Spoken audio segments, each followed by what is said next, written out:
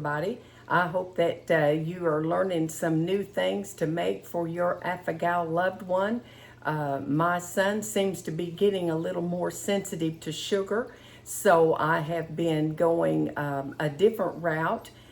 We went and got the monk fruit, which is, just the plant-based sugar that I was talking about on my video.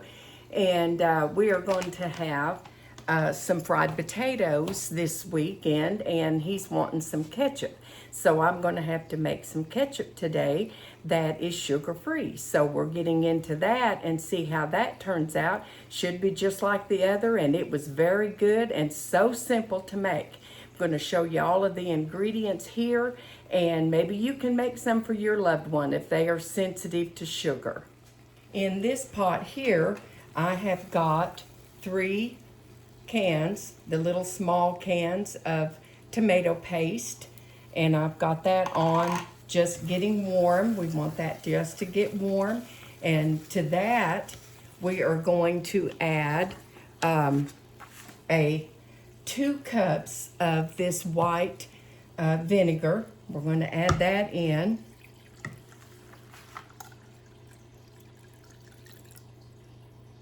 Okay, and then we're going to put in 1 3/4 cup of this monk fruit. We're going to add that in there. Okay, and then we're going to add 1 cup of water. All right, now I'm going to get my whisker out here, and we're going to whisk that together. And this isn't hard, it's not complicated, and it doesn't take long at all to do. I probably should have maybe used a little bit bigger pan, but I wanted you to be able to see down in it, so we'll see how it goes. It doesn't have to cook boiling, it just has to simmer.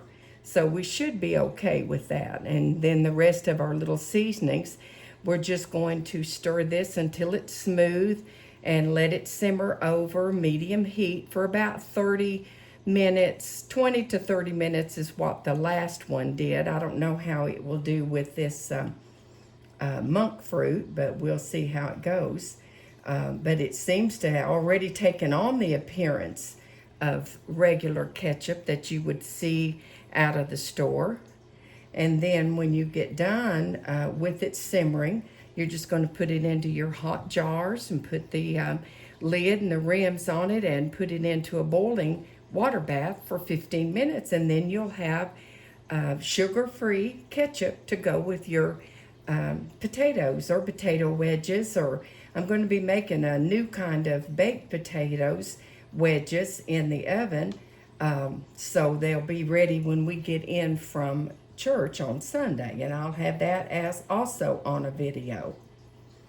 Okay, now as that's doing that, I'm going to go ahead and start adding my spices. We're going to add 1 tablespoon here of just regular salt, and 1 tablespoon of onion powder. Gives this ketchup a good spice. And then a teaspoon of the garlic powder, and I just use the normal. None of the spices seem to be bothering him. They all turn green on our fig app, so that seems to be doing good. And then we have a teaspoon here of the paprika. Okay, and then we have a 1/2 teaspoon of allspice. Get that in there good. And then a 1/2 teaspoon of ground cinnamon and a 1/4 teaspoon of cloves, ground cloves. We put those in. And now that's all of our spices that we are going to need. So we'll let this simmer here for, it says 20 to 30 minutes until it thickens like you would expect ketchup to look like. And that doesn't take long. I've got it on low, and we'll just let it come to a simmer, and then we'll show you what the product looks before we start putting it in the jars. And here we go. You can see it has just gently boiled now for maybe 15 minutes. I let it go 15 instead of the 10. And it has gotten good and thick. Looks just like regular ketchup would, you know, and you can tell that when that sets and gets cool, that will be just about perfect, I think. Okay, now we're going to go ahead and put it in our jars. I'm sure it's going to be hot. Our jars are hot. Our lids are hot.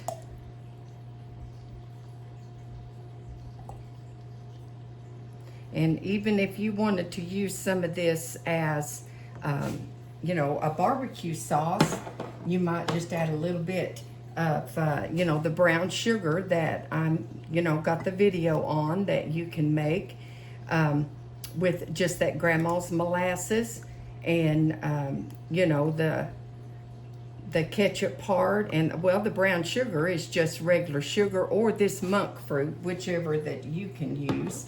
And let me get another jar. And you can put that, you know, in here to make like a sweet and tangy barbecue sauce. This didn't take long, and it only takes 15 minutes now in this, you know, hot bath that we're going to have.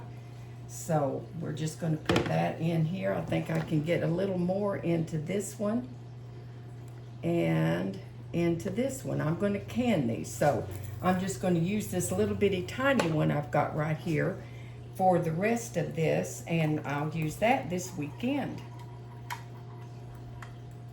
When this gets chilled, it will set up and be just like ketchup that you squeeze out of a bottle, and get us a lot more healthier.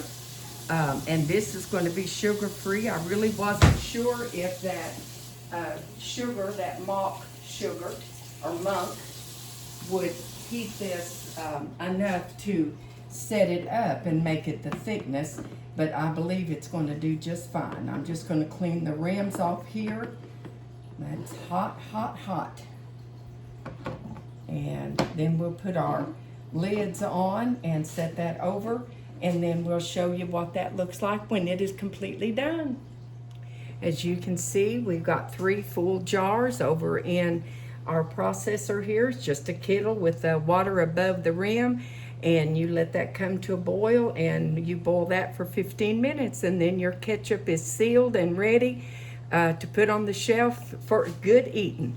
And then we've got the one little small jar here that we're going to just use this weekend. Ketchup is not hard to make, and it's good and healthy. Good for Affogal because it is sugar-free, or if your Affogal person can stand, you know, sugar like we were used to using, the Pioneer or that ZULKA sugar that was from Kroger, then you can use either one of them. So now we know that all 3 sugars will make good ketchup.